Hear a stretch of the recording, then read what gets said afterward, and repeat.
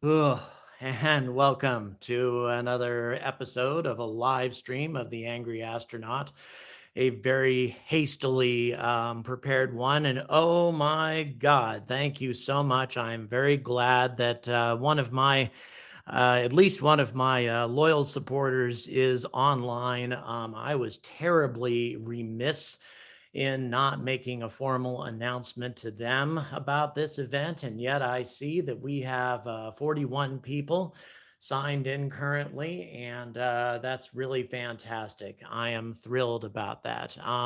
Yes, Framrick, the journey back was well, exhausting. I put in a grand total of 16 hours worth of driving overall. Not too bad, really, compared to what a lot of people have to go through. Excuse me, through, but nevertheless, at the same time, I also documented pretty much everything I could in Cape Canaveral, as you guys may have noticed from the video that I just released. And that is only part of what I photographed. There are many things that I was not able to include in that video because it was 27 minutes long as it was. So that being the case, thank you, Going Ballistic. Yes, thank you very much for welcoming me home. So, in any event, I didn't really have time. Well, thank you, Framrick, but I'm going to hang in there for you guys because, this is what I do. If you're going to be successful, if you're going to build a successful business and a successful channel, then you work hard. It's as simple as that.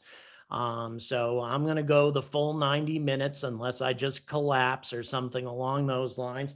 Oh, bear with me for just 1 second. Let me get some proper lighting on the subject here if I can.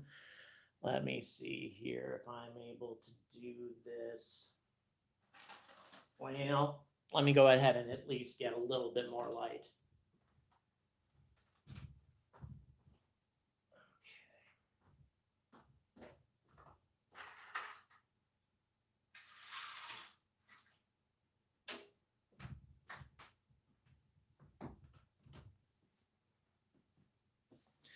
Natural light. I talk about it all the time, don't I? So, in any event, I've got some natural light, and now people next door can gawk in at me and say, "What the hell has this guy been doing this whole time?" So, in any event, good afternoon, rather. It feels like morning to me, let me tell you. But I didn't have enough time to do a poll or anything along those lines as to this particular live stream. Instead, I had to, well, thank you, Juhid. I appreciate that. Says, Tiranasazi, communicating from Australia. My God, I can't believe it. Yes, it's what, like 1 o'clock in the morning there or something, I guess, depending on where you are. Good day. Good day. So, in any event. And yes, here's the Batmobile. Ugh. There you go. So let me see if I can give you a better look at it. The Batmobile. So if you guys have watched the episode that I just released, this is a concept vehicle that was paid for by the Kennedy Space Center. No, it does not detach. However, it is remote controlled. However, it was my plan to get batteries and do a little test drive for you guys today to see how well it performed on rugged terrain and that sort of thing. But it's been everything I can do just to get things going. Hello, another space nut. Thank you very much for showing up. But in any event, it is very cool. Like I say, at least it does run. It does move, or at least so they say. So it is a pretty cool thing. Excuse me. And it was only 40 American dollars, given that it's kind of an exclusive item and remote controlled and, everything like that. 40 bucks, not too bad, really, in my opinion. I mean, looking at it, it's pretty detailed. It's well made. I think it was definitely worth it, and it's going to be a nice prop for me to add to the set. Something that is non-SpaceX, which is something that I've been wanting for a while, because I've always wanted to convey the notion that I'm just not another, SpaceX fanboy. I'm not. I am a huge, huge fan of SpaceX. Don't get me wrong. I think that they're doing the best job of all the private space companies so far. But at the same time, I don't think that they're the only game in town. And I think that there are other folks that are doing some very cool things too. And so that's why I want to make sure that my props are diversified as time goes on. Another space nut says that I'm a fanboy. Well, you know what? I suppose the argument could very much be made from that. Spaceman Dan from Utah, admit it. No, I shall not admit it. I'm not a fanboy. Well, I don't know. Who knows? The argument could very much be made, but I'll argue it. Damn it. So in any event, all right. So, of course, now that I've said all that and that I'm not a SpaceX fanboy and all that, I'm going to talk about that. The topic for today is a little unusual, and that is, it has nothing to do with SLS or Starship. We are going to discuss, can we put boots on the moon by 2024 without the Starship and without the SLS? Now, I'll tell you, the SLS is getting worse and worse by the day, as most of us know. The announcement was made to Congress that they're going to need even more funding for this piece of junk. And so, as a result, the amount of funding that NASA has available for everything else that they're doing, including the lander, by the way, which is absolutely vital in order to be able to land on the moon. The money that NASA is going to have for that part of the project isn't going to be available. The SLS is useless unless they have a lander, because the Orion can't land on the moon itself. So the more money the SLS sucks up, the more impossible that Artemis becomes. And so I think that we really need to, and yes, another space nut just brought it up, that China and India could do it. Also, Framrick just pointed out, how many companies or nations can contribute to the 2024 lunar goal? And you know what? That's a very good question. Other countries are already contributing to the Lunar Gateway. They're already providing components of that. Canada is participating. The European Space Agency is providing components of that. The Lunar Gateway is a very international project, but the SLS is not. And if the House gets their way, and I'll tell you, these folks in the House just get me more pissed by the minute. And by the way, that doesn't mean that I hate Democrats or anything like that. I hate the House. The House is full of a bunch of crazy radicals who are absolutely sabotaging our hopes and dreams of getting to the moon. Because if they're talking about, we want a 100% American program. Okay, so their definition of a 100% American program is a 100% Boeing program, which is absolutely an utter disaster. So in any event, as we all know, putting this in the hands of Boeing 100% means that we're never going to get to the moon, at least not in any kind of realistic time frame. Okay, so let's see here. Yes, that is true. There are folks who are operating on shoestring budgets and still accomplishing very big things. The lander is the hardest part, in my opinion, says Tiran Asazi. Yeah, that's a very good point. One good thing to bring up, just a moment. I'm going to try to throw just a little bit more light. This is bothering me. Just 1 second. Sorry, guys.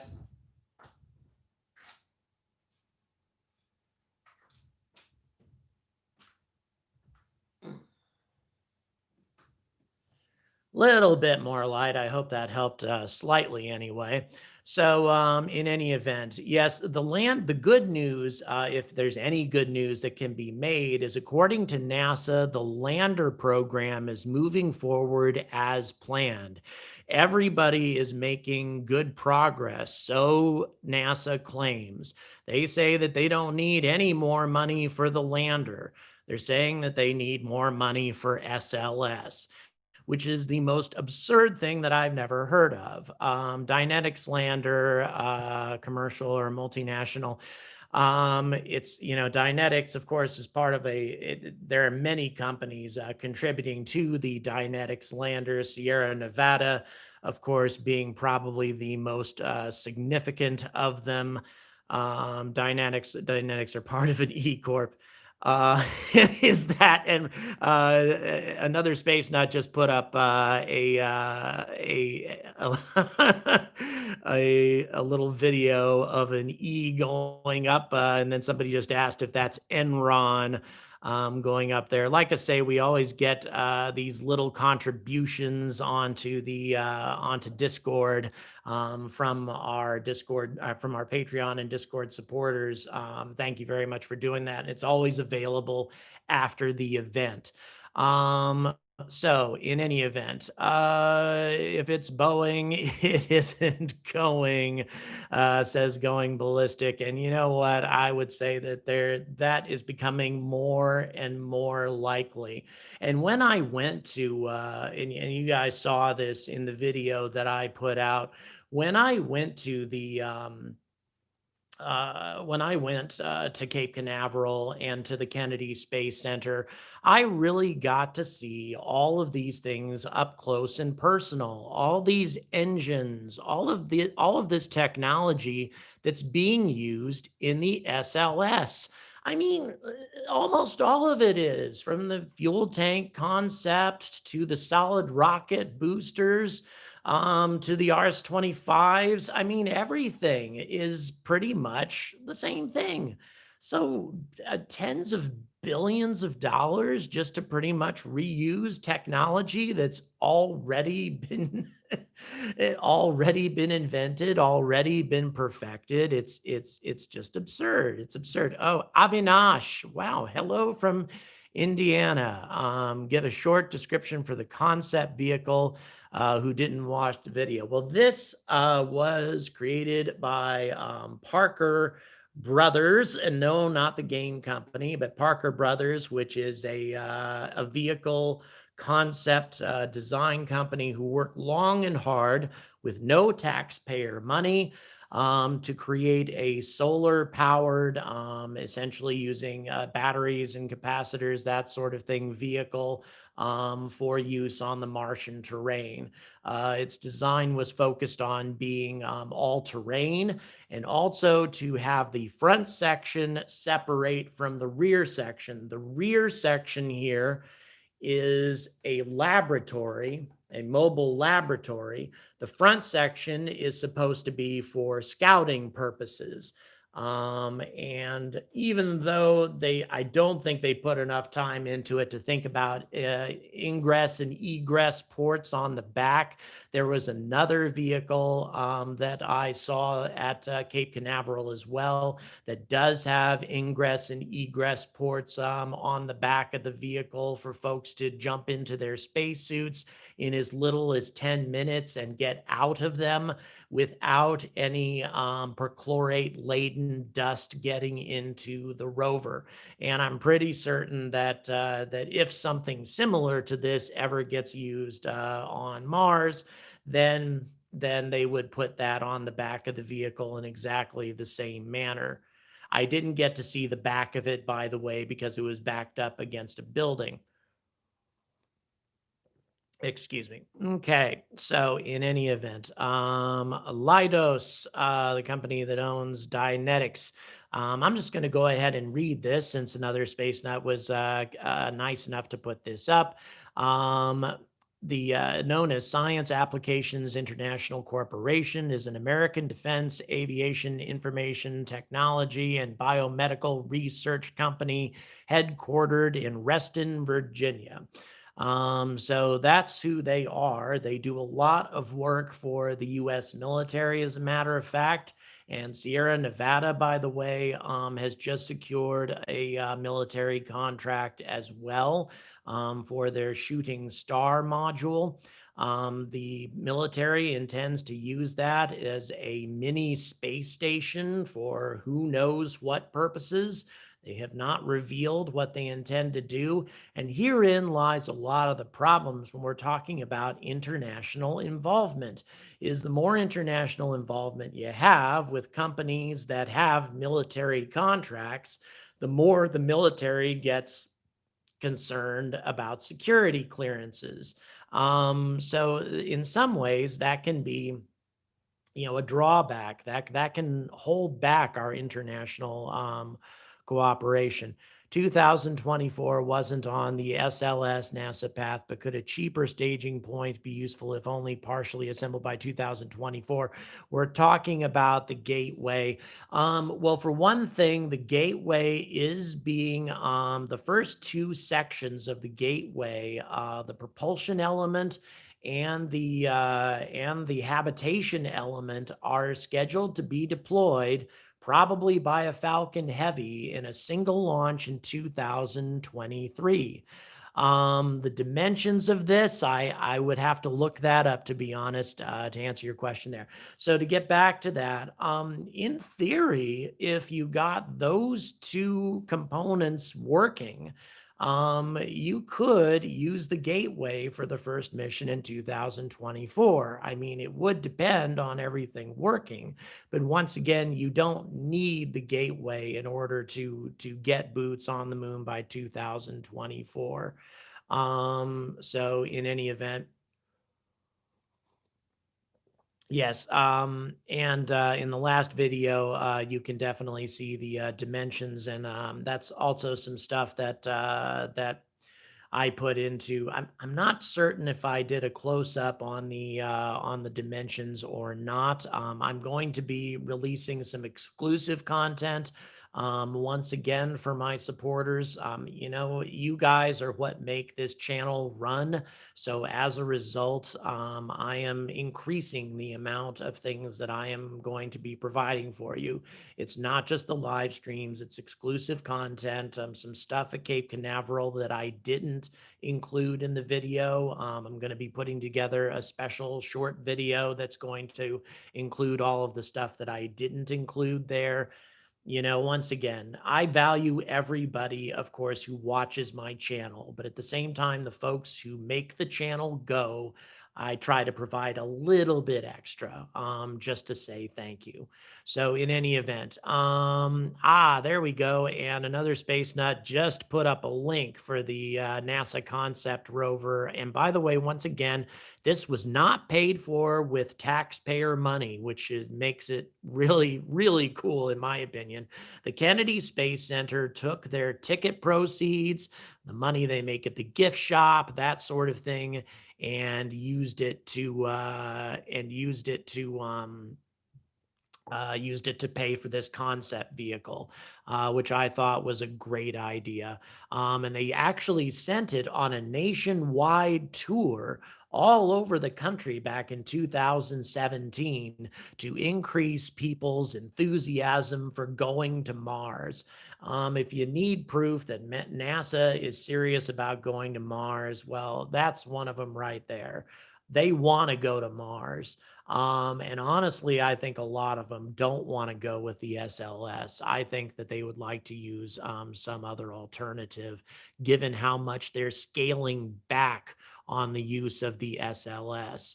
So in any event, Falcon Heavy, powerful enough to launch Orion, but not the European service module in the same flight. Worth pushing multiple flights. Now, Framrick, to answer your question as far as that's concerned, according to Bridenstine, Falcon Heavy has just enough power to push both the Orion and the European service module and get it to the Gateway, just barely enough, although it would require some extensive modifications. What I am starting to wonder, though, is do we really need Orion either? I mean, we have a functional vehicle that has proven life support capabilities that can go up on the Falcon 9. So, yeah, the Falcon Heavy is not human rated yet, but it's pretty much the same thing, just with three Falcon 9s. Why could we not try to send a modified Crew Dragon to the Lunar Gateway, in the same way that it docks with the ISS? It has 5 days worth of life support, which theoretically should be enough to get it to the gateway. So in any event, all right, but that's one thing I wanted to bring up, and there's a lot of folks here who know a great deal. And yes, Warhawk, he brought up the Warhawk brings up the fact that this vehicle is extremely slow, and yes, it is extremely slow because it does use electric power and solar power, and it is heavy. It doesn't go anywhere fast. But then again, if you compare it to how fast our rovers go, on the surface of Mars, it's a lot faster than that. So it would be many magnitudes of improvement in terms of how quickly we could access different locations on the planet and take a laboratory along with us, in the process. Falcon Heavy, $150 million for 63,800 kilograms to low Earth orbit. Wonder if it's worth it, like the low Earth orbit pusher for the lander, maybe the Crew Dragon to LLO, and then the lander in LLO. Yes, that has been suggested. Yeah, that's true. Going ballistic. Dragon is not rated outside of low Earth orbit. Dragon has not rated for anything besides low Earth orbit.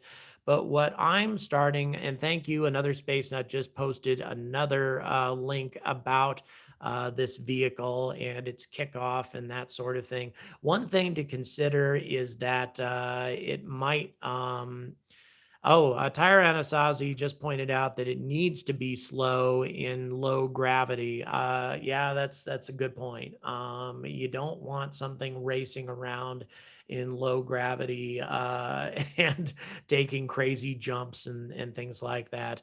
One thing, and not enough shielding and life support properly, probably, says Frambrick. Yeah, as I'm saying, it would require a modified Crew Dragon, not an actual Crew Dragon. There's no way the actual Crew Dragon could do it. A heat shield, says going ballistic. Now, you mean in terms of the heat shield isn't good enough in order, if it were returning from the moon, in order to take the reentry, as opposed to the speed that the heat shield has to deal with when it comes in from low Earth orbit. Yep, that's another good point. A lot of work would have to be done on this. There's no question about it, in order to make Crew Dragon capable of doing this. But at the same time, you know, are we going to be able to make 2024 with our plan as it is? I'm really starting to have some serious doubts. Well, I've always had some serious doubts about this. Okay, so in any event, Warhawk, Lunar Rover is a race car compared to that. That is true. The Lunar Rover was a race car compared to that. It was a quick vehicle. However, the Lunar Rover was not a mobile lab. All it was a vehicle that transported the astronauts here and there to where they could retrieve samples and bring them back to the Apollo. It's not a laboratory in itself, and Apollo actually didn't even really have a laboratory either. So that's one of the things that I thought was kind of neat about it, is the fact that this is a mobile laboratory, and could carry out an experiments on various samples that you take from Mars, especially if there's life on Mars. Study the if there is bacterial life, study it in depth before you bring it back to the rest of the colony, that sort of thing. I think that that would be a really good thing to have, is a laboratory that you can that's mobile. Oh, and by the way, this thing is also, both of the Mars concept vehicles that I saw are designed to be radiation shelters. If there are solar storms, these things are designed to take full blown solar storm radiation and cosmic rays, so that astronauts can take cover inside these things if they happen to be in the open, and a solar storm is on the way. So I thought that was kind of a cool concept as well. Okay. Another space, and imagine taking that Mars concept rover and putting the skin of a Tesla solar glass on it and have a power wall set up for electric. Very good idea. Another space nut, might be a way to improve it. That's for certain. Okay, let's see here. Marked. Thank you for showing up, Marked. I consider myself someone who stays up to date on space news. Had never heard of this Mars rover before getting introduced to it in your last video. It looks incredible and amazing. Well, thank you so much. I appreciate that. I hope something based on it is able to make it to Mars as well someday. I think it's a really neat concept, and again, the reason I think it's a neat concept is because it's a mobile lab, because you can do experiments in the field with this thing. You can take shelter from solar storms and not be exposed to radiation on the surface, that sort of thing. It provides a lot of advantages for astronauts working in the field, which I really thought. The Dragon 2 heat shield is designed to re-enter or to withstand Earth re-entry velocities from lunar and Martian space flights, says Framrick. Well, if that's the case, then we don't have to worry about that. The heat shield's good on the Dragon 2. So we don't have any issues as far as that's concerned. So in any event, Mark also brought up works as a teacher apparently, and textbooks all feature the SLS when talking about the future of space travel, and then a vomit emoji, which encourages me to vomit as well, I have to say. So in any event, yeah, this is I'll tell you, the SLS is too much. Okay, so in any event, all right, Framrick, I wonder if they could accelerate the Dragon XL with a Crew Dragon to achieve lunar orbit. It would still need a lander. That's true, but the good news is, Framrick, is that the lander program seems to be going pretty well. If NASA is to be believed, everybody is making decent progress on this. Of course, I don't want Blue Origin to win this lander contest, but nevertheless, if they are to be believed, then the Dynetics lander is coming along well also, although they haven't revealed anything about it, at least not yet. No mock-ups or anything along those lines. So they say they don't need any more money for the lander. The lander doesn't seem to be the problem. The problem is and always has been the SLS. And it's I can't help but wonder whether or not, we're ever going to get to the moon with this thing. If Congress is finally going to get sick of throwing money at this thing and finally just say enough. And when they say enough and we don't have a backup plan, then that's it. Game over. All we have left is the Starship whenever it gets functional. And then of course we're going to have the competition between NASA and Elon Musk as to it being human rated. Okay. Another space nut works with a with Martian colonists. Okay. He gives talks to schools about the future of Mars. Yes, Martian colonists runs a really good channel. Strongly recommend it. The weight of the Crew Dragon is about 10,000 kilograms. So would need a low Earth orbit to a low to lunar orbit stage or lunar transfer orbit stage. Yes. However, this is being planned already for the Dragon XL to resupply the lunar gateway. This extra stage to provide the necessary delta V to reach the gateway is already being talked about. And of course, SpaceX already got the contract for that. So they are already talking about getting, the vehicle plus 5 metric tons worth of cargo to the gateway as it is.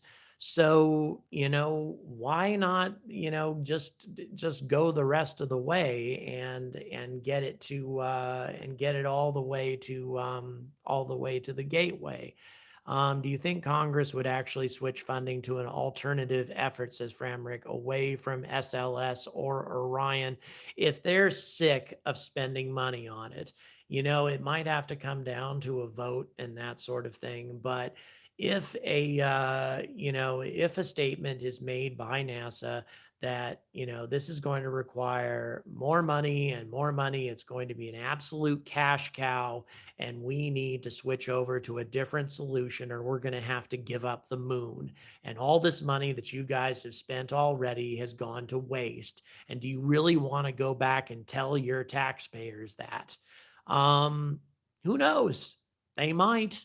They might go for it because the last thing that a congressional rep wants to do is go back and say that they've thrown all this money into a trash can and we're not going to the moon after all. The lobby lander trash can. The lobby lander trash can. That's a great one going ballistic. I think I'll probably use that one for that particular lander. Tara Anasazi, Maston has some interesting lander work reminiscent of old Armadillo aerospace designs. Very interesting. So that's another possibility. Warhawk says, I hope they settle for something other than the mock up they showed us. It has a 30-foot ladder to climb down. Yes, many people have expressed extreme concerns about this. It is a really serious hazard. I mean, you pretty much have to lock yourself on to each rung as you go up to be safe. After a long EVA, because EVAs are not an easy thing at all. They're very tiring. And you can have life support starting to run out, that sort of thing. And then you got to go up a 30-foot ladder. I mean, Apollo didn't have anything like that. And I mean, that's if you want to talk about a serious safety design flaw, I mean, that it really is a bad problem. Whereas, once again, the Dynetics / Sierra Nevada lander is very low slung and doesn't have those problems. Framrick points out, how about multiple Falcon Heavy launches, 100 millions each to low Earth orbit, Crew Dragon, then 2 Dragon XLs, lander and the Crew Dragon, low Earth orbit to LLO. Lots of docking and rendezvous, but you know what? There's going to be lots of docking and rendezvous going on anyway, isn't there? I mean, there's going to have to be the Orion docking with the either with the lander or with the lunar gateway. So, I mean, if you're capable of doing that, Going Ballistic says replace the 30-foot lander with a bat pole, and I'm in. Yeah, well, you could slide down the bat pole. I wouldn't be a huge fan of climbing up it with a huge suit on my back. But then again, the bat pole, I think that thing just dragged you back up, didn't it? I have no idea. Warhawk says his wife prefers ELO to LEO. My son is a huge fan of old rock, and I don't think he knows who ELO is. Mm. Okay. All right. So the sunken cost fallacy again says going ballistic. Give JNS due credit for the lobby lantern, not me. Well, in any event, yeah, it's yeah, Jishwan and Sebastian. Sorry. Yeah, okay. I will give him credit for that. Then I'm very sorry about that, guys. At To the Future, my favorite channel on YouTube. I apologize. You were the ones who called it the lobby lander. So once again, I extend my apologies. I have been so overwhelmed lately. I have not kept up with every episode you've been doing lately, and that's a huge, huge fallacy of mine. The Batpole has a built-in jetpack. Oh, okay, so that's how it works. Gotcha. So in any event, Tyrannosaurus ELO is one of my all-time favorites. Turnstone, when I'm coming home, I can't go on. Oh, sorry. And everybody had to be subjected to that. Okay, let's get past that. All right, so Framrick. So now we know who is the jetpacking, who is jetpacking around the airport. Tyrannosaurus, Ticket to the Moon would be a great soundtrack for this stream. I suppose that's a good point. Okay, Framrick, 2024 effort would be purely US, or do you think other nations could be persuaded to take part without the SLS? Yeah, if they could be, if they could take credit for it, sure. I mean, NASA has done so many things in collaboration with the European Space Agency, that sort of thing. If we were to, reach out to the European Space Agency, for example, and the Japanese Space Agency, and tell them, look, guys, we can't do this ourselves. We want to get to the moon. We want to get mankind back to the moon, and we need your support. Um, you know, why wouldn't they? Why wouldn't they want a piece of that? I think that that would be a fantastic thing. I mean, they're already contributing to the gateway. So why wouldn't they want to contribute to the rest of this? Of course, the problem with the SpaceX solution is the whole security issue and the fact that they can't hire non US personnel. But at the same time, maybe we could find some workarounds. I really think that it's worth the effort because the United States going it alone on this particular project is running into more and more hurdles. And as I've said many, many times in the past, the exploration of the stars is not an American thing. It's not a Japanese thing. It's not a Russian thing. It's not a European thing. It's a human thing. So why does this have to be an American initiative? Why does this have to be an all USA solution? It's ridiculous. We have to include the rest of the world in this initiative. And the fact that we're not is, not only a travesty, but it's also encouraging the Chinese and the Russians to just go forward with their own space programs, their own efforts to try to get people on the moon, which means, competing efforts. And if we fail to get to the moon, one of those two countries is going to pull it off. So in any event, okay. So, yes, Ticket to the Moon would be a copyright strike. As a matter of fact, the fact that I just sang that might be a copyright strike. I don't know. In any event, but at least I'm not monetizing this thing.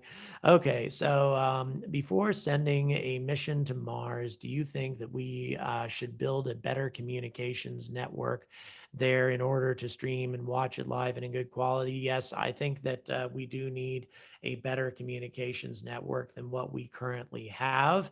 At the same time, though, I do think that this communications network needs to be sort of bottlenecked, because, and this is something that I agree with Elon Musk on when he says that artificial intelligence is the greatest the greatest existential threat to humanity. The easier we make it to communicate with Mars, the easier it is for a hostile artificial intelligence to make its way to Mars and infiltrate our computers there. So bottlenecking the communications, I think, would probably be a pretty good idea. And also just, for conventional sake, making it easier to hack this communications network and then hack the computers on Mars, especially if we're talking about computers that control life support and that sort of thing. That's kind of scary. Angry Space Nut just brought something up, and in any event, I'm going to say it again in the description. If you want to take part in this, it is not a very hard thing to do. You can sign up as a Patreon supporter. The link is right there in the description. And then you can hook in with your Discord benefits, and that's there as well. So, in any event, become a Discord member. It's $3, $3 a month. That's it. And I am adding new benefits all the time to this to being a member. So in any event, if you want to be part of this and ask questions and make direct contributions to this, I don't make it very expensive. And at the same time, you can also get other benefits as well, exclusive content. And also, I have a big interview with a big personality from the space program on Tuesday. And only members of the Discord family are going to be asking questions, are going to be able to submit their questions. And in any event, this man is Dr. Gilbert Levin, who in any of Dr. Gilbert Levin is the man who headed up, as a lot of you probably know, headed up the life experiments on the Viking spacecraft and believes that his experiments discovered bacterial life on Mars. And he is going to be making his case in an exclusive interview. I can't believe that this man returned my emails and agreed to an interview with me, but he did. And this isn't just some guy who happened to work for NASA or something like that. This is the guy who headed up the life detection efforts or experiments rather on the Viking spacecraft, on the first spacecraft to land on Mars. This was the guy that was in charge of the whole thing when it came up to detecting life on the red planet. And he's going to be talking to me, and frankly, I can't believe it. So, if you want to ask him a question, in any event, you can become part of the Discord family. DM me, and that's that. So, in any event, there's a lot of benefits to being a Discord member. Besides that, okay. So I've just said what I've said as far as that's concerned. The Capstone mission will put GPS satellites around the moon in early 2021. Interesting, Framrick just pointed out. Thanks for bringing that up. Worth carrying on putting more infrastructure around the moon to support accurate landings and communications. All of this stuff is worth an effort. Anything that makes a human presence on the moon easier and more doable and safer is worth doing. And frankly, the SLS is not the solution. Where to land the first human missions? Peaks of Eternal Light, South Pole craters for water search. The South Pole, and to answer your question, Framrick, the South Pole is where we should land to begin with. The indications of the presence of water is entirely too strong there. And this is where a lunar base is the most likely. Incidentally, if you don't mind, please give me a thumbs up and a subscribe if you haven't done so already. I was just reminded to do so by another one of my supporters. So thank you so much for that. Okay, so do you think it should be just boots on the moon or flag planting in 2024? Should it involve other science, geology, astronomy, etc.? Well, that is a big question. Oh, by the way, Warhawk just put a link on Discord about Gilbert Levin. So thank you very much for doing that. To get back to the question, no, it should not be a flag planting endeavor whatsoever. We need to be going to the moon to stay. And this is possible. It's going to be a lot harder, but it is possible with commercial rockets. We don't absolutely have to be looking at big heavy landers like the SLS, or yes, even the Starship, in order to begin the process of building a permanent station on the moon. These inflatable habitats, like Bigelow Aerospace, yes, they're defunct, but the technology still exists. These things can be contained inside the fairing of a Falcon Heavy. They can also be contained inside the fairings of a couple other heavy lift commercial rockets that are either functional or going to be functional. So in any event, yes, Going Ballistic just brought out that hard to believe that a guy with a degree in waste management figured out how to detect life on Mars. Yes, it is something else. And he has actually produced many, many other peer-reviewed papers since then. And once again, we're talking about Gilbert Levin. So in any event, SpaceX has chosen the landing sites for Starship. I have a video about that, actually, about the potential landing sites on Mars. So in any event, and also some of my suggestions for secondary landing sites. I brought that up. Avinash, have you thought any portrayals of moon exploration in recent fiction? Ad Astra. There was one, and I'm sorry, my brain is fried. My favorite one was the fellow who wrote The Martian. And I am sorry. I've just gone through too much over the last several days. But in any event, the rest of you should know what that book is called. But that's my favorite. That's been done in terms of our presence on the moon. That was an excellent, excellent book, and somebody's going to say what it is. So in any event, oh, and there's those landing sites. Another space nut just put up the proposed landing sites on the Arcadia Planitia and the Amazonas Planitia, which, by the way, were chosen, are recommended by NASA to Elon Musk because of the high probability of water.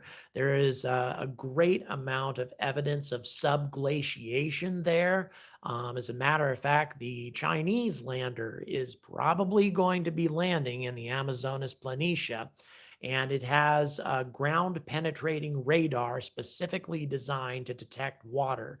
And by the way, those landing sites are super close to Olympus Mons. As a matter of fact, I think you could probably see it from there. So that's a pretty exciting thing. The book's name is Artemis. Thank you, Anasazi. I was Andy Weir. Thank you. I was going to actually say Artemis, but I was saying, am I getting this confused with the mission? Is that why I'm saying it? So yes, the book is called Artemis, and it's by Andy Weir, and it is absolutely fantastic. It is a really, really good book, and my personal favorite when we're talking about. I'm not going to give you any spoilers, but it's super exciting and a really, really good read. If you liked The Martian, you'll like Artemis. It's an extremely, extremely good book. All right, we got a bunch of people typing here. So in any event, we're discussing alternatives. So what I brought up is a modified Crew Dragon sent by a Falcon Heavy to rendezvous either with the Lunar Gateway or with a proposed lander in order to get boots on the moon by 2024. A number of things need to be done, of course, in order to make this possible, but nevertheless. Okay, let's see. Uh, okay, lunar landing sites, yes. Probability of water in science. Once again, the South Pole is, I think it's an advantageous place in terms of science too, because we have detected what we think is a large presence of mineral deposits on the South Pole. We think that's because of some sort of ancient meteor impact. It stands out as far as the rest of the moon is concerned. So I think there's a lot of good science to be carried out there as well, some unique geology, plus also some minerals possibly that could be mined and exploited for in situ construction. Rickard points out, anyone see the crushed landing legs of the SN6's hop landing?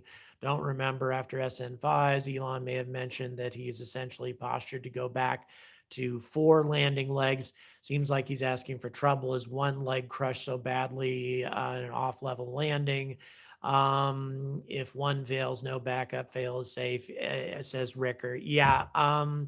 That the landing SN6, and I only saw the recording of that because I didn't. I was actually at Kennedy Space Center when that took place, but nevertheless, that was a rough landing. I was actually unaware of a crushed landing leg. But in any event, if that is indeed the case, then we have more hops in the future. Before we are even thinking about a 20-kilometer test, we absolutely, and I keep varying between kilometer and kilometer, don't I?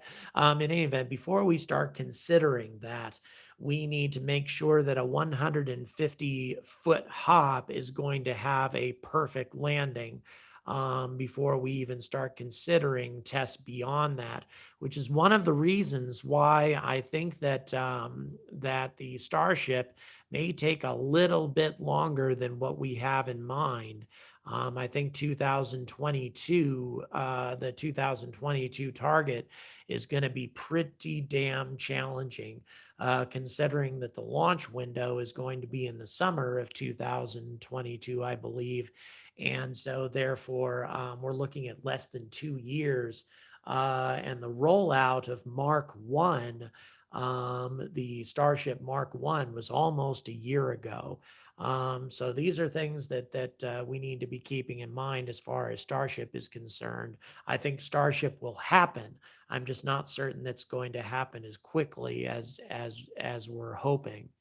Seeker of Knowledge, I love the last video about living inside the Martian volcano. Well, thank you very much.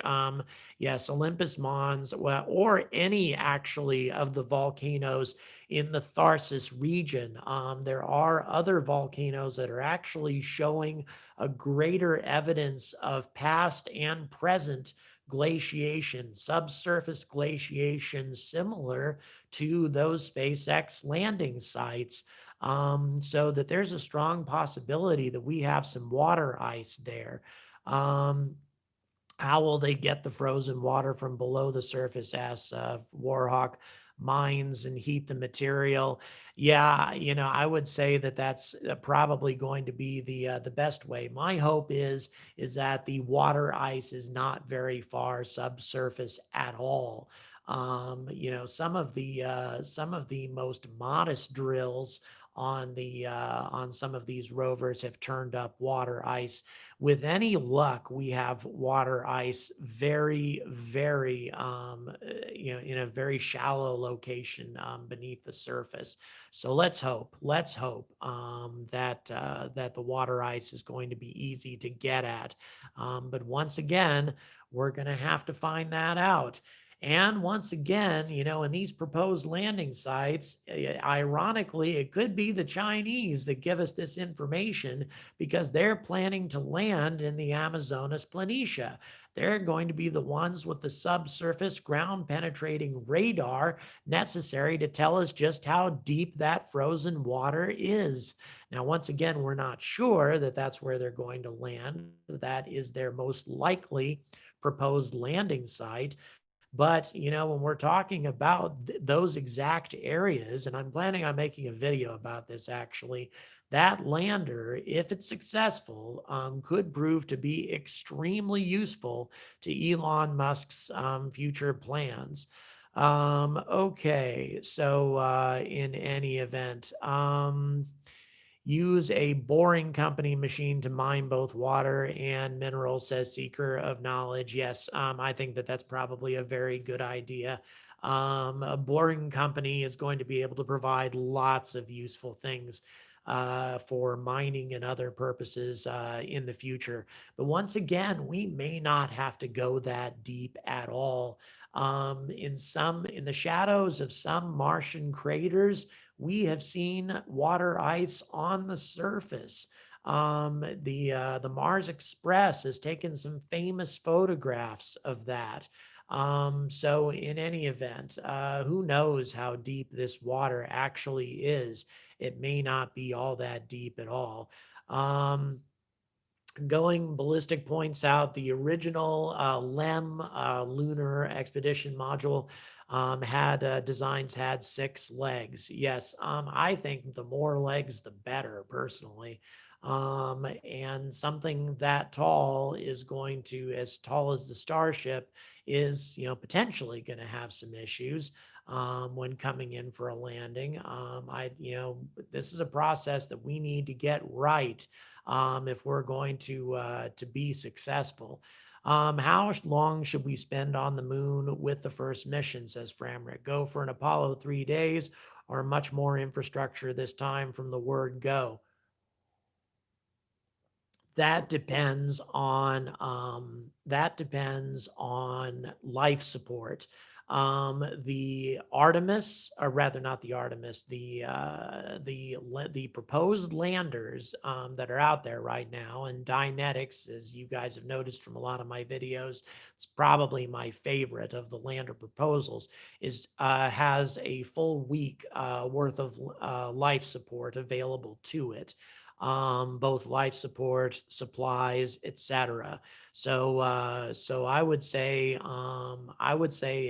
a full week on the lunar surface minimum, with as much infrastructure as we can get there, because we need to start putting up the necessary infrastructure for a lunar base right away.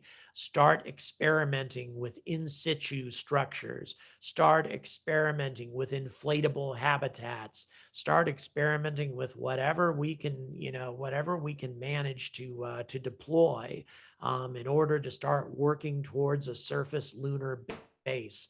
I think that this is absolutely vital, and it is something that can be delivered by commercial rockets. We don't absolutely have to do it with huge vessels, not at all. As a matter of fact, as I said, our plans are using landers that are far less aggressive, or far less ambitious, rather, than the Orion or the Starship.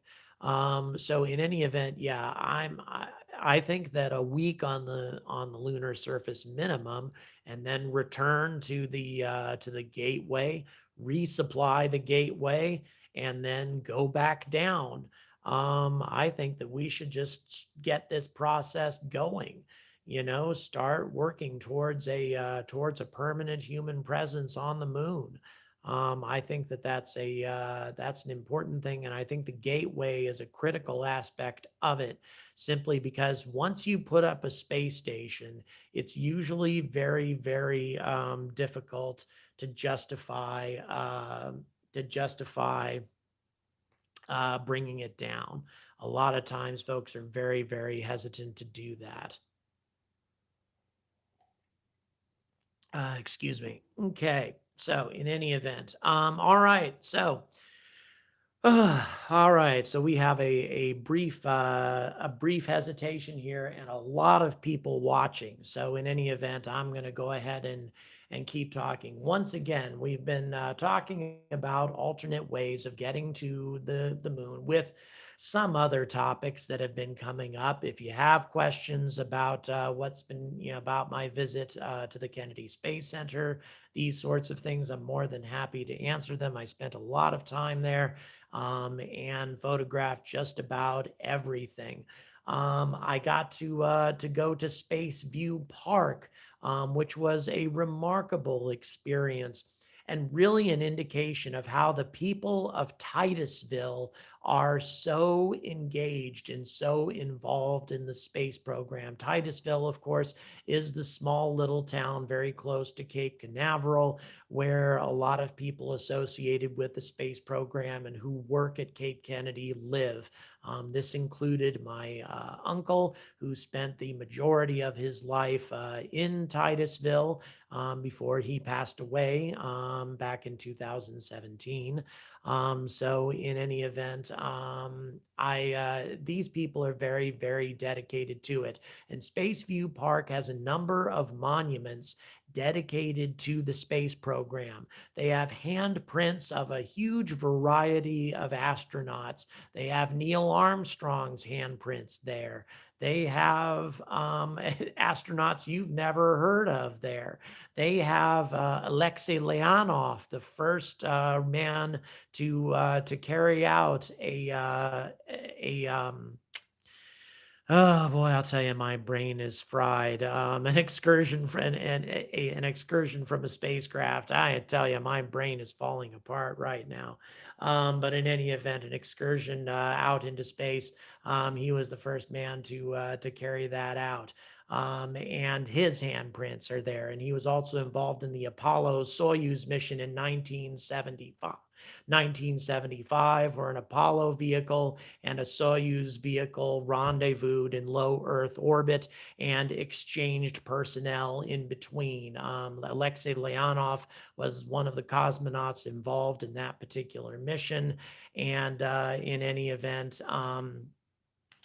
that in any event, his handprints are there as well, which came as a great surprise to me. So that was pretty cool.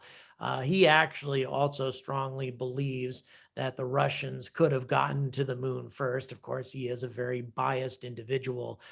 If they were willing to take the risks, we had some people typing there, but in any event, maybe they're concerned for my well-being now that my brain is completely fried and I can't even basic terms of space science can't come to mind, or space technology. I can't even think of these things. But in any event, so that park is a very, very neat place to go. It has a monument dedicated to those who died on the space shuttle, and there are flowers that are left there. I saw two collections of flowers there, and I felt inappropriate for not contributing myself, and so I left one there as well, in remembrance of those brave people who died on Columbia and Challenger. So in any event, let's see here. Oh, we've got some more contributions that I'm falling behind on. Sorry about that. It was the hydraulic fluid that caught fire is one theory that's being talked about. If anybody manages to get a TBM to the moon, I'll be extremely impressed. Yes, that is a huge piece of equipment. What would you like to the first thing to be said on the return to the moon to be? For peace for all mankind, or go for peace for all mankind, or we're back. Um, there's a lot of things. You know what? I don't have the words for it. I would say that, it is self-evident. It is in man's nature to explore. And that has been something similar to that has been said on Apollo 16. But in any event, it is in our nature to explore. And finally, we are exploring again after all this time. So in any event, Mr. Go Jangles, hello. I think SpaceX will have a low Earth orbit capable Starship ready by 2022. They'll still have to work out orbital refueling before we can get to Mars. Yes, I think that's possible, Mr. Go Jangles. I think that we can get a Starship to low Earth orbit by 2022. But I don't think that we're going to have all the other kinks worked out to get cargo to Mars by 2022. I think that that will be a tough one. First thing a NASA astronaut will say on the moon, where's the entrance to the SpaceX colony? Yes, that's a very good point. That's a good one. I like that, Warhawk. Thank you very much. I'd probably say where's the bathroom, but in any event, okay. Elon says orbital refueling is easier than docking with the space station, says Seeker of Knowledge. That has yet to be seen. So far, nobody is actually, there has been some small experiments carried out with orbital refueling and fuel depots. But in any event, docking with the space station, I'll tell you, orbital refueling. I think it's going to be a challenge personally, to get two vessels that gigantic to rendezvous together. Although Apollo and Soyuz demonstrated that those sorts of rendezvous are doable, but at the same time, those were much smaller vessels. And also they were under had human backup in any event in order to park them. Where's my Falcon burger? That's a good one. I'd love to see a couple of NASA astronauts, a Japanese astronaut, ESA astronaut on the first return mission to the moon. Absolutely. I think that that would be a good mix as well. I think it'd be great to see, something if Putin would calm down and stop being such a jerk. I think it'd be great to see a cosmonaut on that mission as well. There's so many Russians that have been waiting to see a Russian on the surface of the moon. I mean, why not? If we could just get some different leadership in that country, I think that would be a great thing. I think it'd be great to see other nations, but don't hold up much hope over the next decade or so. Yeah, I'm afraid that's probably true. We can't even cooperate on vaccines. That also is true. Tir Anasazi, and he's probably going to sleep by now, 4 a.m. I can't believe that he stayed up this and participate a spacewalk. Yes, I was thinking of the term, a different term, but yes. In any event, Alexei Leonov was the first one to participate in a spacewalk. Okay. Yes. And then Framrick says, true. He's very sad, optimistic about humanity. We need to get through the next few years. The first man on the moon, according to Apple TV. Bigelow is running for now, but the B330 was a very good idea, and somebody could still use the tech that was developed. Well, Sierra Nevada is using the tech that is developed. They put up a setup very similar to the Bigelow setup at the NASA Center in Houston. And they have, I'm not sure where it is in Houston or if it's still there, but they did a mock-up of their lunar habitat, and it's almost exactly like the Bigelow habitats. So in any event, Framrick says your fried brain is better than mine, dude. Well, that's very kind of you. But if my fried brain is keeping me from coming up with these basic terms, then I'm really messed up, let me tell you. Okay, so Starship Tricks is making a lot of comments, but he's talking about this. I'm convinced myself this isn't entirely stupid. How it's about stacking up a direct descent craft in low Earth orbit, consisting of, from top to bottom, number one, a Crew Dragon Heavy, which is a regular Crew Dragon, but with a cylindrical support module below, tricked out and loaded with 2A, extra air, 2B, extra batteries, 2C, pop-out landing legs, 2D, a bunch of Super Draco thrusters, 2E, a crap load, or approximately 1,000 meters per second of delta V of hypergolic fuel to get from the moon and back to Earth. Yeah, you would need a lot of fuel. That's for one thing for the Super Draco thrusters in order especially since currently the Dragon 2 doesn't even have enough fuel left over to do a reboost to get the ISS to restabilize the orbit of the ISS. It is going to need a lot more fuel for those Super Draco thrusters. As for getting from low Earth orbit to the moon, under the Crew Dragon Heavy goes a vertical stack assembled in low Earth orbit Lego-like with some quantity of propulsion stages. Let's see, Draco's kerosene and liquid oxygen and a Merlin, Methalox and a Raptor. Not sure as far as that's concerned. Very interesting. The point is that these propulsion stages stack up using the same geometry, latches, etc., that the Super Dragon support module uses in order to hold itself down to the Falcon 9. Wow, that's an interesting idea. Like all those. That's very cool. So in any event, okay. So wow. Ugh. Just saying hello. Haven't been around much this weekend. Hello, Alien Zookeeper. Starship Tricks. It's 2,700 meters per second to get from the moon and back to Earth. Thank you for that correction, Starship Tricks, when we're talking about Delta V. Going ballistic. Elon has said that orbital refueling is easy to dock. Obviously, never tried refueling a jet ski on the water, says Going Ballistic. Yes, I have to admit, I think orbital refueling with massive starships is going to be a challenge. I think it's Warhawk had to leave, by the way, at 11:06. I don't know if you're still on, but in any event, thank you very much for that. Since 2,700 meters per second is so much, yeah, maybe the Super Dragon Heavy support module doesn't use Super Dracos, but a Merlin engine instead. Yeah. And then Warhawk says, send this Russian, who I believe is the Russian who is on the Russian space station.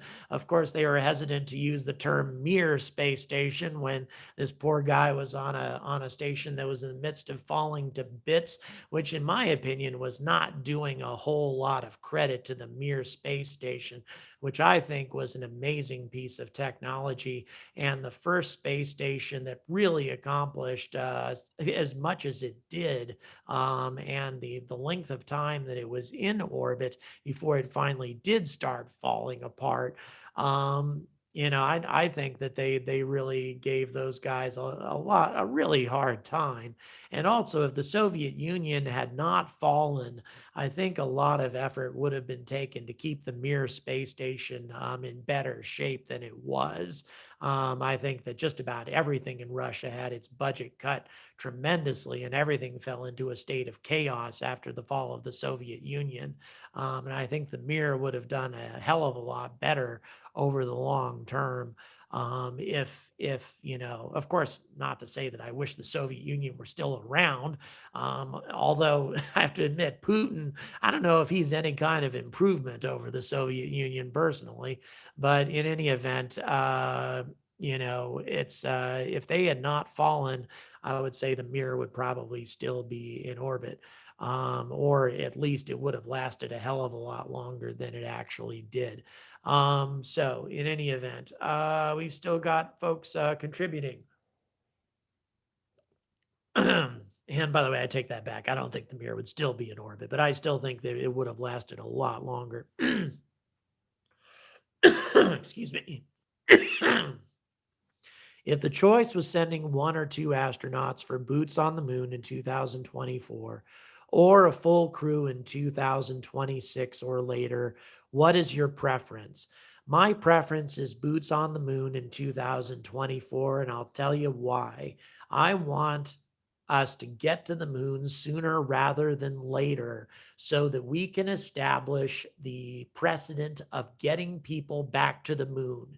Get human beings excited about returning to the moon again. Get the whole world behind the concept of returning to the moon to stay.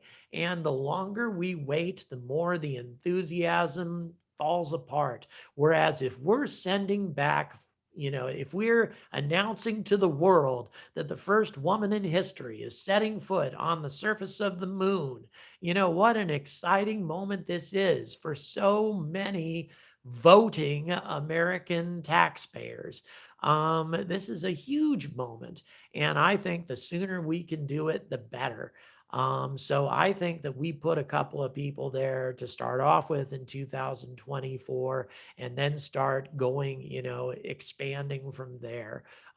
Because I think it's in our interest to not lose enthusiasm, to not have some other crisis come up and, terminate this whole thing again and say, this is too much money. We can't be doing this. We got to take care of this problem or that problem. We got to focus on things going on here on Earth. Well, we've been focusing on things going on here on Earth for centuries, and we still haven't solved our problems. And we're never going to permanently solve our problems if we give up on the space program. But people will say things like that unless they're excited. And the sooner we get people excited, the better. So that's my answer, is that we set up, that we send people to 2024 if we possibly can. So Starship Tricks, back talking. My point is that SpaceX already has a latching mechanism and a cylindrical form factor, roughly a 4-meter diameter. They could literally assemble just about anything they want in low Earth orbit with just a bunch of Falcon launches. Maybe so. Maybe they could if NASA was willing to pay for it. And you know what? Given the billions of dollars that they keep sinking into this stupid SLS, maybe it'd be worth it if they establish, a time frame, get this done by this date, and we'll give you a bonus or something. Do things a little differently than the way America usually pays for commercial or for government procurement, which is about the stupidest way for a government to pay for things. Framrick says, do you think the 50-year plus gap of no astronauts before low Earth orbit has harmed our spacefaring drive? Hell yeah. Hell yeah. There are so many people on the surface of this planet who have don't remember the moon landings. I certainly don't, even though I was alive for them. I don't remember them. And that's just sad. It's so sad. Now, it could be argued that half a century has made people just, chomping at the bit to get back. But you know what? If we had gone forward with what we were planning to do at the time, and that was expand human presence on the moon and start establishing a permanent presence there when we were talking about doing it, then living and working in space would just be a reality. People would be excited about it just because it would be a source of new jobs. It would be an adventure that people could go on if they were to land one of those jobs. So in any event, 4A, this is exactly what the Russians would have figured out if they hadn't gone for broke with the N1s, the Starship Tricks. That is true. Actually, there was early talk and Alexei Leonov talks about this, of using the Proton rocket to launch a more modest capsule to the moon, and use that instead to get to the moon. That was one of their earlier plans. And who knows, maybe they could have pulled that off rather than going for broke with the N1. They might have been able to make that happen. Vramik, we need moon base alpha with nuclear waste buried there that blows up with people with purple hair now. Okay, so Seeker of Knowledge says private industry is what is going to drive the space industry forward. Yes, we keep saying that, but at the same time, companies, they keep waiting for NASA to give them seed money. They keep saying, oh, well, we'll put in a bid, and if we don't win the bid, then we're not going to do anything. SpaceX is one of the few companies that doesn't actually do that. And I rolled out a video not too long ago about Blue Origin sucks, which I love saying, and I'll keep saying it. since they didn't win that particular concept to create a private space station that now NASA has failed to get the funding for because SLS is costing so stinking much. Blue Origin easily has the money to take the second stage of a New Glenn rocket, convert it to a space station, and launch the first commercial space station. They could do it, and yet they're not going to do it. So in any event, that's really annoying. And just think how much better and inspiring the images and video would be in 2024 versus 1969. Yeah, they'd be way better. Think of all the things we could bring there. I mean, we could have like live experience sort of things we could take there and stuff like that. Make it feel like that you are there, those sorts of things. Think of how exciting people could become. Yeah, and it's true. We did have another world in our hands, and we did let it fall away. And when we did it, so did the Russians. Because as Carl Sagan said, when we went to the moon, he was naive enough to believe that it was about science. And then later on, he realized that it was about beating the Russians, and the Russians gave up as quickly as we did when it became clear that we were going after low Earth orbit, and so did they. Except they didn't build a space station. They started building, or rather, they didn't build a space shuttle. They started building space stations, like the series of Salyut space stations and the Mir and that sort of thing. It's stupid. We just copied each other and competed. It's absurd. So in any event, really quick, another space I wanted to talk about. Allie, another space nut says, hello to Allie. Not sure exactly what that means, but in any event, hello. So says another space nut. So in any event, I will do that. Really quickly, yes, I went to Kennedy Space Station. There are two big buildings, Blue Origin buildings right outside of the Space Center now that weren't there the last time I visited. And so being sort of impetuous, because that's the kind of guy I am, I pulled into their parking lot. I took a couple of pictures, one of which I took from one of their parking lots. I'm not sure if I broke the law doing that, but in any event, should I have just admitted that? Well, in any event, so in any event, I went up to the door and I looked in and I saw that they had the capsule for their new Shepherd just sitting right there in the lobby. And I said, and I, hit the little button there, and I said, hey, I run a channel, a YouTube channel with almost 20,000 subscribers and lots of people watch. And I would love to just briefly photograph that capsule that you have sitting in your lobby. And I'm going to put it out there because people talk about SpaceX all the time. Maybe I could talk about you guys as well and how you let me, just stick my head in the door and take a picture and stick my head out. That's all I'll do. I'm wearing a mask, all that. And they said, get off our property. And they actually sent out a security guard to escort me out. Although he was nice enough to say, go across the street and photograph our building there because we don't own that property there. So we can't do anything to you over there. So go over there and take some pictures of our building. So he was nice enough, that one security guard was nice enough to do that. But they actually, they said, no, absolutely not. And then they said, get off our property, and sent out a security guard within minutes to throw me out. So in any event, that really didn't change my perspective on how much I think Blue Origin sucks. So in any event, that's just how that worked. But in any event, okay, tinfoil time. Starship Tricks, you're making lots of contributions.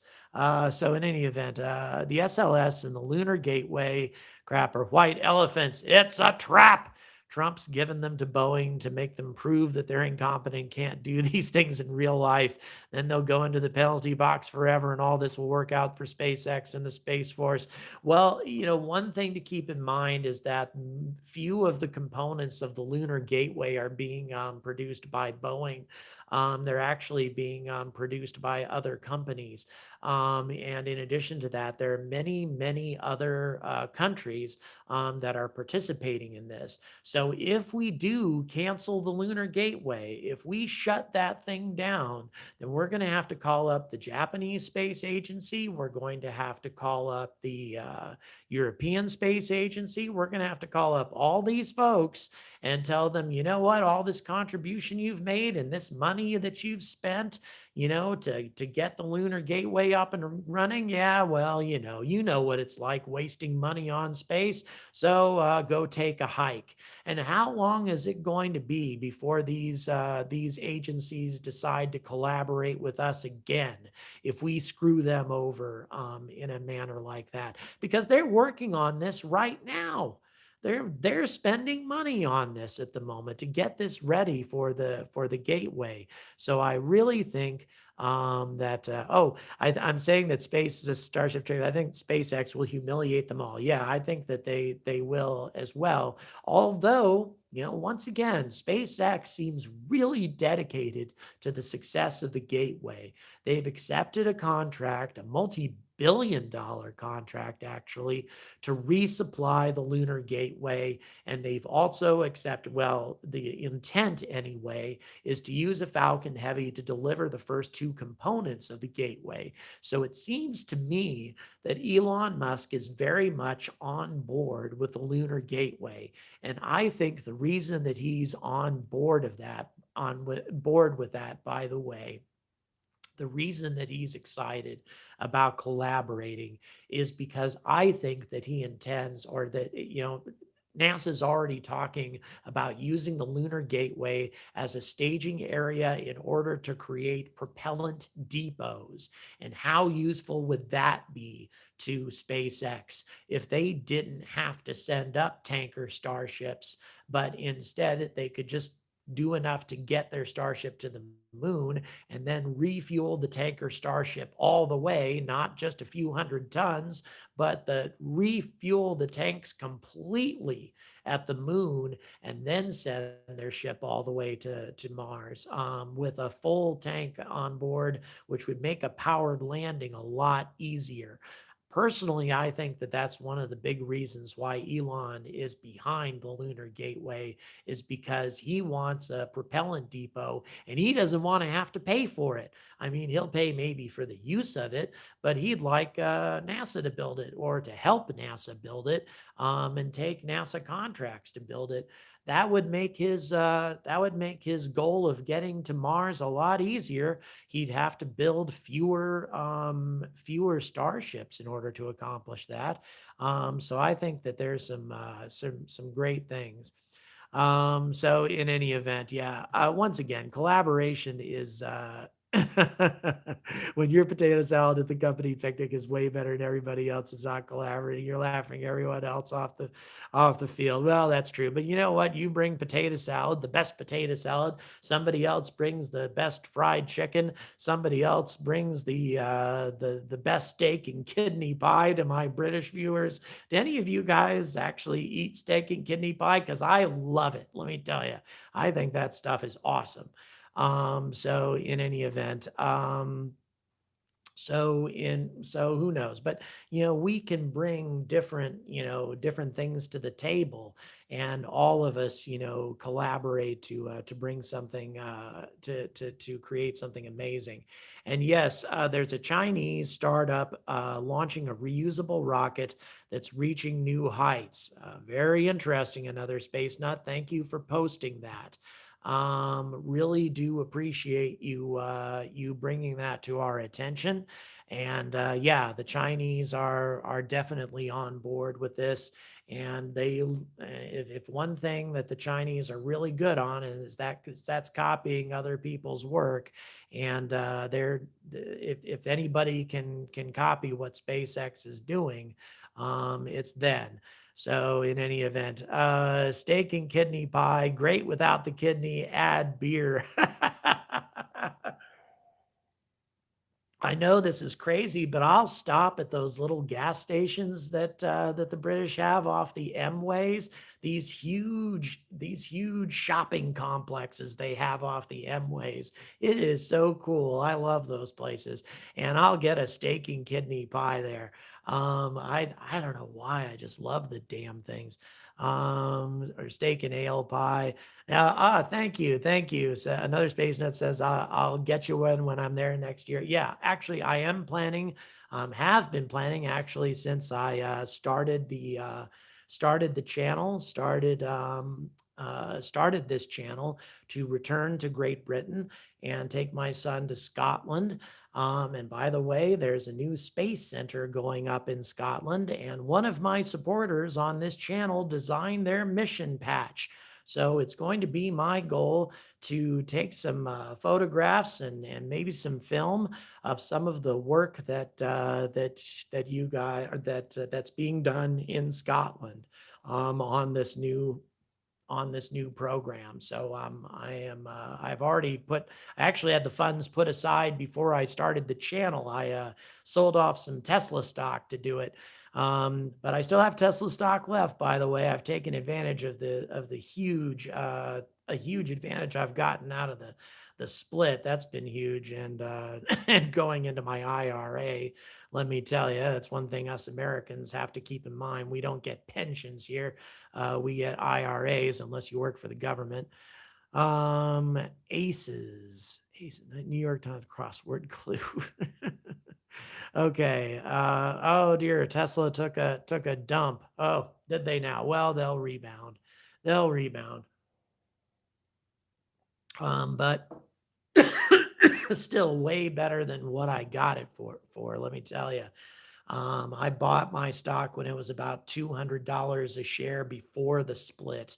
So yeah, I have to admit it's worked out really, really well. So in any event, I think, yeah, if you've got Tesla stock, hold on to it as much as you can. Okay, investment tips from the angry astronaut. How about that? Okay, it's 11:30. I'm going to take a few more minutes, take a few more questions. Here's a good question: do we know if a fellow in a real deal spacesuit can climb out of a Crew Dragon? That's important. You know something? I don't think we actually have. At the same time, and once again, I think that's why it's important that we set up the Crew Dragon to dock either with the Lunar Gateway or one of the lunar landers that we have planned, have the two dock with each other and send down a lander that's specifically designed to land on the moon and have ingress egress ports designed for use on the moon. I think that's going to be pretty important. Dropped to 390 on Thursday. Well, I'm sorry to hear that. Another space nut once again. Framrick says, gotta go. Well, thank you so much for showing up, Framrick. I really appreciate it. Yeah, it was a lot of fun. And yes, I agree. Secret of Knowledge will go up shortly. So I guess what we've concluded from all of this is that yes, it is theoretically possible for us to get to the moon by 2024. I think that, there are ways for us to accomplish this without the SLS, and we may find ourselves being forced to take this choice if Congress cuts off support to the SLS, which I think they may eventually do. As this continues to rack up more and more and more money, and as the amount of tax revenue that this country is pulling in because of the state of the economy, continues to go down, we may cut off funding to the SLS. Does that mean it's the end of Artemis? It doesn't have to be. There are other solutions, guys. I know there are, and there are ways that we can do it less expensively than we're doing it through the SLS. I am positive, but at least that's my opinion, and I'm sticking to it. So guys, until 2024 is coming around and we find out whether or not we've been bold enough, aggressive enough, and willing to spend the money that's necessary in order to put humans back on the moon and start reaching for the stars again, I encourage all of you to stay angry about space.